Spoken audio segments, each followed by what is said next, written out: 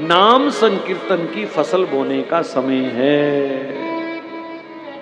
यहां पार उतरना है भवसागर से तो नाम संकीर्तन का ही आश्रय लेना चाहिए।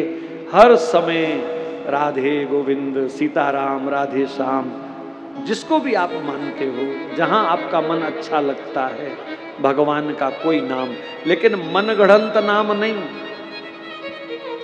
कलयुगी पाखंडियों के दिए हुए नाम नहीं, शास्त्र सम्मत नाम, ऋषि मुनि की परंपरा के नाम। हमारे बाप दादा कौन सा नाम जपते थे, वही नाम।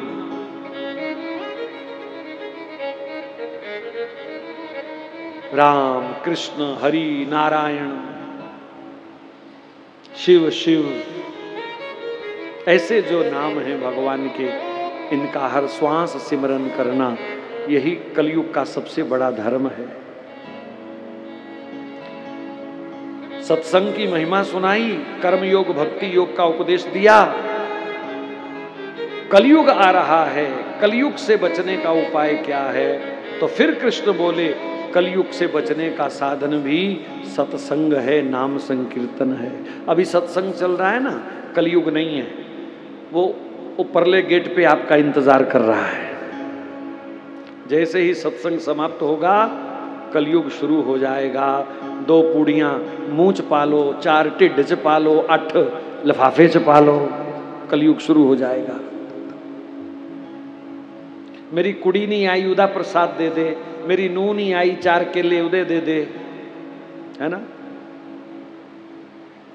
कलयुग शुरू हो जाएगा। अब सब शांत बैठे हैं, भले ही गर्मी है, भले ही 3 घंटे 4 घंटे हो गए हैं, थक गए हैं, भूख भी लग गई है, पर सत्संग में कलयुग का प्रवेश नहीं है।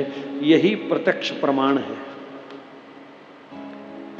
फिर श्री सुखदेव जी महाराज ने परीक्षित का हालचाल पूछा। कहा, परीक्षित तेरा अंतिम समय आ गया, डर तो नहीं लग रहा? का आपके मुखारविंद से कृष्ण कथा का अमृत पीने के बाद कैसा डर?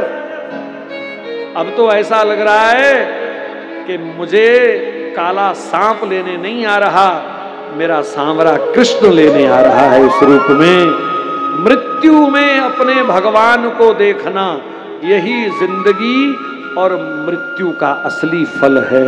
मौत में भगवान दिखे, पापियों को नहीं दिखता।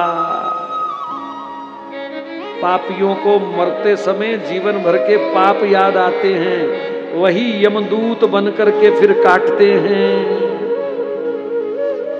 जिसने जीवन भर शुभ कर्म किए हों, भजन किए हों, उनको मृत्यु में भी गोविंद का दर्शन होता है। सुखदेव जी खड़े हो गए, सबने दंडवत प्रणाम किया। आप भी मन ही मन प्रणाम करो, बोलो सुखदेव भगवान की। सुखदेव जी चले गए। परीक्षित ऐसे समाधि में बैठे, तक्षक आया, हल्का सा उसने डंक मारा, वो ब्राह्मण वाणी सत्य की, और उसी विष से अग्नि प्रकट हुई और परीक्षित का शरीर धाएं धाएं वहीं बैठे बैठे जल गया। रत्ती भर कोई हाय हू छेड़छाड़ हिलजुल परीक्षित की दिखी नहीं। ऐसी आरामदायक मौत, मौत क्या आई, यार का पैगाम आ गया। जिस्म को मिला सुकून, रूह को आराम आ गया। ऐसी मौत, ऐसा आनंद देने वाली मौत। सब संत महात्मा जय जयकार करते हैं, बोलो भागवत भगवान की जय। नैमिषारण्य की धरा पर सूत जी महाराज, जो पहले दिन प्रसंग आया था, कथा सुना रहे हैं। उन्होंने अंत में सारी कथा की सूची पढ़ करके सुनाई एक अध्याय में। कैसे परीक्षित गंगा तट पर आए, कैसे सुखदेव जी का आना हुआ, कैसे ब्रह्मा जी की उत्पत्ति, सृष्टि की उत्पत्ति हुई, कैसे भगवान के सब अवतार हुए, चंद्रवंश, सूर्यवंश, भगवान कृष्ण की सब लीलाओं को एक अध्याय में संक्षेप में याद करा दिया। और फिर कथा विश्राम लेने वाली है, अंतिम श्लोक का पाठ बाकी है। उसके बाद आरती होगी, भंडारा होगा। सूचना जो है वो भी आज की आपको सुननी चाहिए।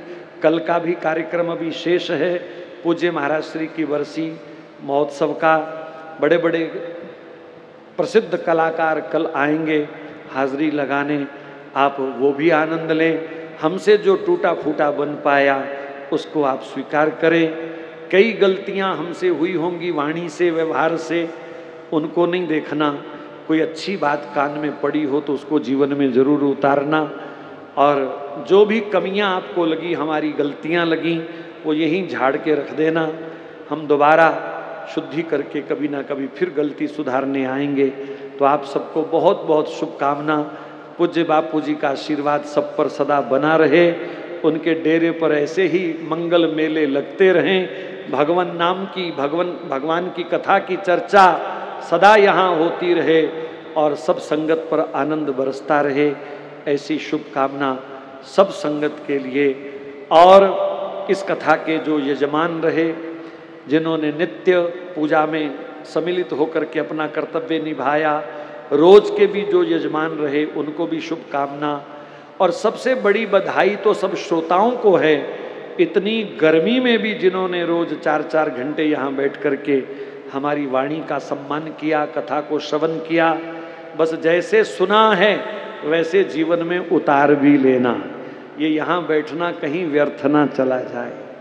एक बात भी जीवन में पकड़ ली, बस क्या है, मैं 2 बातें कहूँगा। निंदा चुगली से बच जाओ और कोशिश करो हर समय भगवान का कोई ना कोई नाम जीवा से निकलता रहे। बस इतना भी अगर आपने कर लिया ना, तो यमदूत तुम्हें शक्ल नहीं दिखाएंगे, ये गारंटी है, गारंटी है। सनातन धर्म के नियमों का पालन करो, घर में बच्चों को अच्छे संस्कार दो, जहां तक हो सके देसी गाय माता की खूब सेवा करो। गावो सर्व सुख प्रदा, सब सुख गाय में है। लक्ष्मी का वास गाय के गोबर में है। गुरु गोरखनाथ जी महाराज गाय के गोबर से प्रकट हुए हैं। और बताओ, बड़े बड़े संतों को प्रकट करने वाली गौ माता है, अवतारों को प्रकट करने वाली गौ माता है। मैं आपके हित के लिए बोल रहा हूं। मुझे कोई फीड नहीं बेचनी है आपके शहर में, मुझे कोई चारा पट्टे नहीं बेचने हैं आपके शहर में जो मैं एडवर्टाइजमेंट कर रहा हूं। आपके जीवन में अगर कोई सुख स्थायी रूप से दे सकता है तो गौ माता दे सकती है। इसलिए गाय से जुड़ो। आपके घर में जगह है अगर, तो गाय पालो, खेत में पालो। जब फिर खेतों में गाय माता घूमेंगी तभी सुख समृद्धि आएगी, तभी किसान फिर खुशहाल होगा, तभी किसान तो होंगे। सरकार कर्जा माफ करती है कि नहीं करती मुझे नहीं पता, पर गाय की शरण में अगर हम चले गए तो गौ माता कर्जा जरूर माफ करा देगी। ये गारंटी है, हमारी गारंटी है।